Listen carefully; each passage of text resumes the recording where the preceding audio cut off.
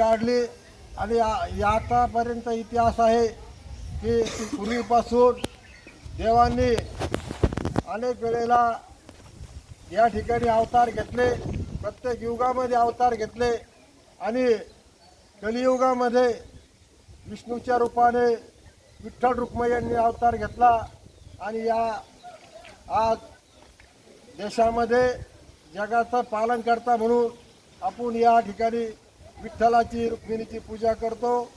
आज देशामध्ये राज्यामध्ये पंढरपूर येथे या ठिकाणी मोठा धर्मसोहळा या ठिकाणी केला जातो।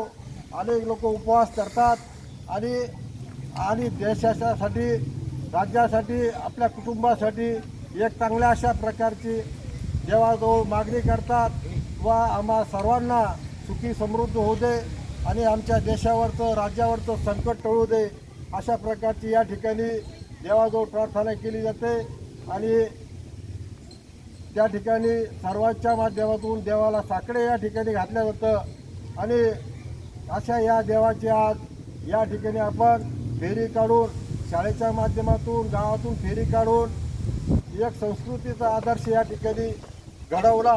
त्याबद्दल मी पुन्हा एकदा शाळेचं अभिनंदन करतो, स्वागत करतो आणि माझे 2 शब्द संपवतो। जय हिंद, जय। धन्यवाद काकांनी सुद्धा आपल्याला मार्गदर्शन